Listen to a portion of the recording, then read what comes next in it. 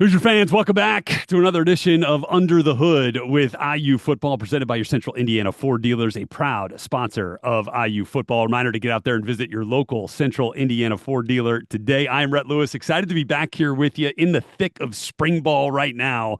And we get to check in with one of the best defensive coordinators in all of ball, a Broyles Award finalist once again. Brian Haynes back here with us, getting ready for year two as Kurt Cignetti's defensive coordinator. What up, Coach? How we doing, man? What's up, Rhett? I appreciate the kind words, man. Happy to be Yeah. on with you. Hey, it's not kind; it's earned, right? I mean, that's right there on the resume. So we're fortunate to have you back leading this defense for another year and getting these guys rolling. And I know we'll get into to some personnel, but I know you're excited about having some big time foundational players back for another year. We'll get into that, but I wanted to start with just like how would you describe your feelings right now as opposed to when we talked at this time a year ago? Like, how do you describe that difference? Mm, yeah, I mean, the fear of the unknown is hard to equate, right? Now, as we started to get more pieces together and start to work our way through Yeah, spring, it was probably after we spoke last time, so I had a better gauge on things. yeah. Then you started to add a couple of pieces from the portal, and I'll tell you, early summer, midsummer, I started feeling like we're gonna have a defense here. Let's But go. when we first spoke, there was a lot of unknowns, and fewer of those now. I know where some guys stand. I'm very, very pleased and grateful to have three All-Americans back, like you mentioned. And Let's so go. we've got some really good pieces in play here. I got to make sure I put them in the right spots to be successful. Yeah, let's hit that right there. I mean, you mentioned it. The fact that you got one at every level of the defense, right? Mikhail Kamara back, Aiden Fisher back, D'Angelo Pons back. I mean, like you talk about impact players in year one at IU in the Big Ten, in the CFP. Like that's got to be huge to then kind of help filter the messaging to some of the new players who are filling in for guys that have moved on. No question. That's one of the coolest things about those guys is, Mikhail Kamara, Aiden Fisher, D'Angelo Pons. Those are all great players. We all know that. Everybody listening to this interview Yeah, knows that.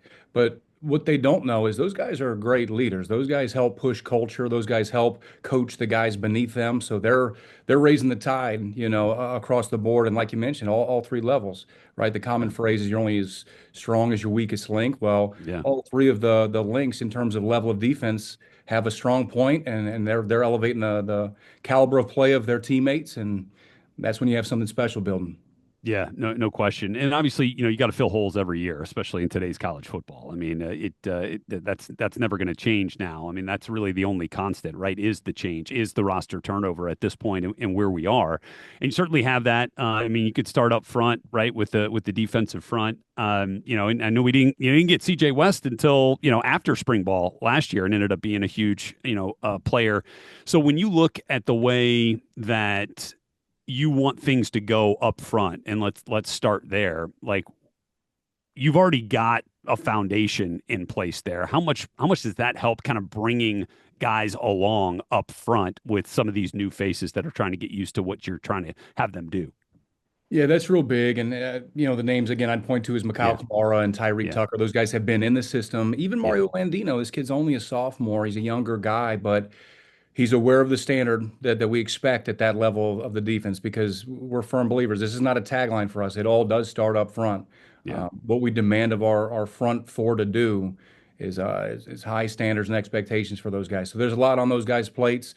Coach Coombs is working his tail off to get them right. And as you mentioned, I mean, Yeah. Mikhail Kamara, Tyreek Tucker, they're going to hold their teammates to a high standard. So we look for playmakers in those positions. We are not occupy, block, blockers and take on double teams. We Yeah. we attack up front, and we've had moments of good attack, but we need to match that standard that we had last year. We had, as you mentioned, C.J. West, James Carpenter. Those are two Yeah. interior guys they're going to be hard to replace. You don't replace those guys with just a plug and play. It's going to take a multitude of young guys elevating their standard of play, and you got to show up. You got to make TFLs. You got to Yeah. hit the quarterback, and so we're hoping to get more of that as spring ball continues to roll along here.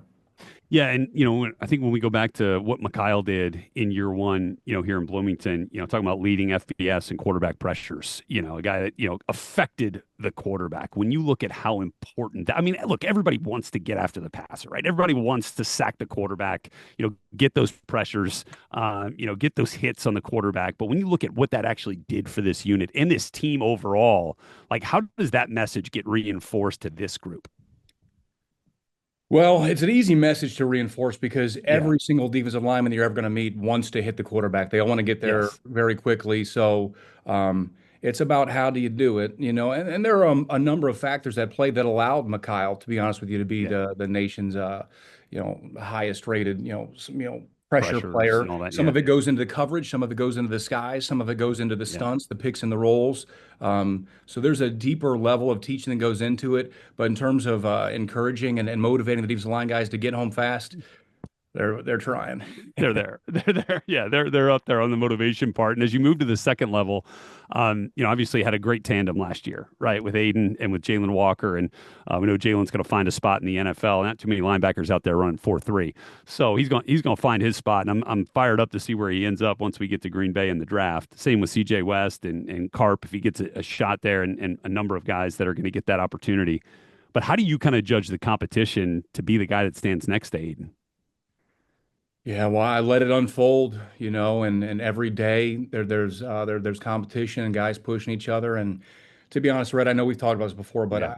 I love that. I love the competition. I think it's the Yeah. only way that you can truly improve your level of play is if you have a guy that's right behind you that's coming for your job. So Ro Hardy's going to become a better will linebacker if Quentin Clark and PJ Yeah. Nelson are right behind him coming for that job. So it's pushing him. And Aiden Fisher deserves a good running mate. He's a doggone good Mike linebacker. He wants a will linebacker and play right there with him. So we got to find a good counterpoint to him. And we got some guys really pushing for that job. Yeah, no doubt. And you've got some experience returning, as we talked about in the secondary as well, with D'Angelo, with Amari Farrell. But you'll have some turnover there as well. How do you look at that piece of the equation and kind of filling a couple of spots there? And you were able to move some pieces around last year to get the best guys out there, best five guys at times out there in the secondary. How do you look at that flexibility as you try to project forward with this group? Yeah, well, bringing in a couple of new faces was important. A couple of highly recruited high school guys Yeah, that have shown up and started to show flashes. But that's one thing the staff and I work hard on a day-to-day basis for too, is like, what is our best 11? What are we the best at? Are we better with a pass rushing rover, and yeah, bringing him in different capacities? Or are we better with a true nickel, a guy that can cover the slot? A mixture of the two. How do we blend them? So, again, that goes back to me and the coaching staff that I'm so blessed to work with because we have guys with great ideas that have come from different systems before. So got some faces that we're excited about. yeah. It's our job to put them in the right spots. No doubt. And on that front, do you feel like you get a better idea, going into the roster acquisition period, which is I kind of always ongoing, I guess, even though the portal opens and closes. Um, did you have a better idea for the type of player you wanted this go around, having a season in the Big Ten, that ended up with a college football playoff berth kind of under the belt? A little bit. I Yeah, feel like especially the guys on the staff that have been with me for a while, kind of knew what we wanted in terms of like sure. what fits our style of play and how we call it on game day. I think if anything, I was validated further in what I do believe in. Yeah, Maybe not necessarily your cooker cutter Big Ten nose guard. Maybe I don't need a 340-pound guy. Maybe I want to get away right. with something other than that. So I think the guys that we brought in last year, it proved that we do have a methodology that works for the Big Ten. Yeah, So feel good about that moving forward. We don't have to change up our thought process or sure. our values. We're not going to lower the standard for what we're wanting and going for. And then the other thing is I want to continue to be adaptable with our scheme. Let's say I don't land the 6'8" pass rusher off. Okay, well that's fine. How can I get home differently than that then? So Love we're that. going to morph and adapt to what we do acquire in the Yeah. portal. Yeah, and on that front, without trying to get into too much competitive edge stuff here, like were there things that you wanted to study this off season? Once the season ended, things that you wanted to look to for influence, for motivation on how you can be more flexible with scheme in certain ways if you feel like you have to. Yeah, I mean that's always a big coaching netty thing too. Yeah. His big one for me, he always gives me one that's like, hey, this is not up for debate. You need to study this, and it was red zone for us. Our numbers were a Yeah. little bit down in the red zone. If a team does make it inside the 20-yard line, we need to hold that team to a field goal attempt, and we didn't do that with enough regularity last fall. So that was priority one. And then, second part of the question is I'm always doing that. I Yeah. like watching film. I like seeing, what people are doing, who's successful, what's the new Yeah. cutting edge thing, and Yeah. if I can apply it, I will. Not all things fit who we are. So it's about sussing out, hey, what's good because it's good for that team and what can we use? Yeah. And Bryant, you've been a part of a number of Coach Signetti's turnarounds, right? Haven't been with him now for more than a decade. Does this feel similar? Like the feeling going into year two after you had a big time turnaround in year one? Like, does his demeanor and his attitude and his kind of hunt for complacency, does that all kind of ring true from other stops in the past? Yeah, coach has not changed. And Yeah, so yeah, it definitely feels the same. Now I will say all these stops and these turnarounds that yeah, we've had along the way, year two has typically even been better than year one, if I'm being yeah, quite honest with you. Year one is kind of like setting a new standard and getting the thing rolling, which I feel like we did last year. But as Coach Ignay's not one for back slaps and thumbs ups, so right. we're far from complacent. There's no warm fuzzies, as Coach would say, and That's we're right. pushing for more. We're pushing the guys hard, and they're responding. Yeah, and obviously you set a pretty dang high bar by having the most successful season in Indiana football history in year one. How have you seen the guys kind of respond to that new level of expectation? Obviously, each player you hope already has that inner level of expectation for themselves, but as a team, they're like, "Hey, it's not just good enough to win 6 games anymore."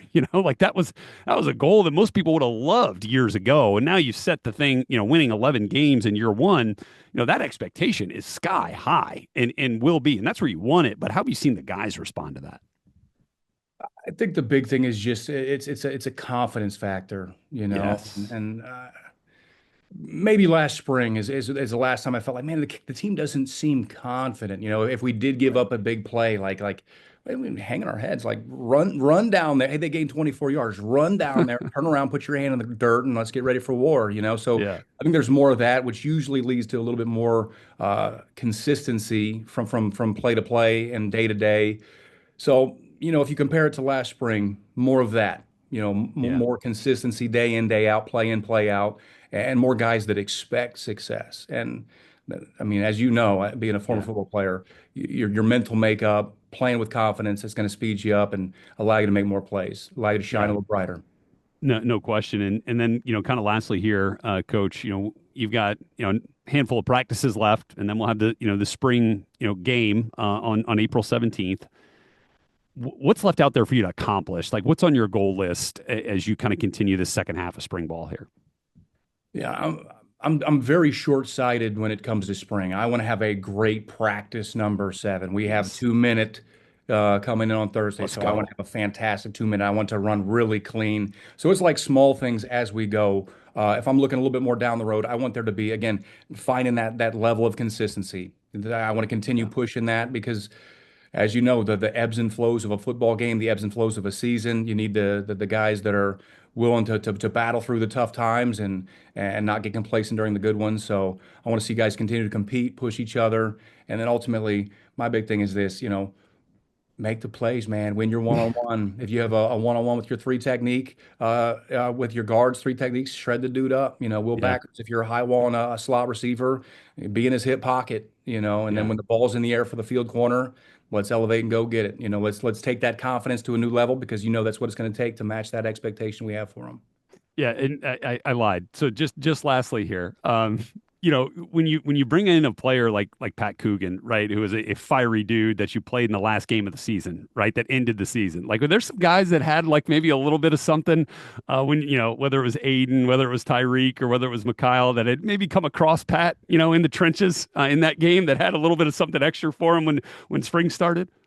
I'm sure of that. I'm sure of Yeah, that. But yeah, yes, that's 100%. I'm sure it's taking place. But I'll tell you what. the boys are glad that he's on our side now. Better believe He's it. a doggone good football player and Yeah. a great young man and the type of kid that can help lead your offensive line and your program. So we're glad Yeah. he's wearing the right colors now. No question. The cream and crimson. And look, just to finish, man, when you talk about those small things, you add up enough of those small things, what does it equal?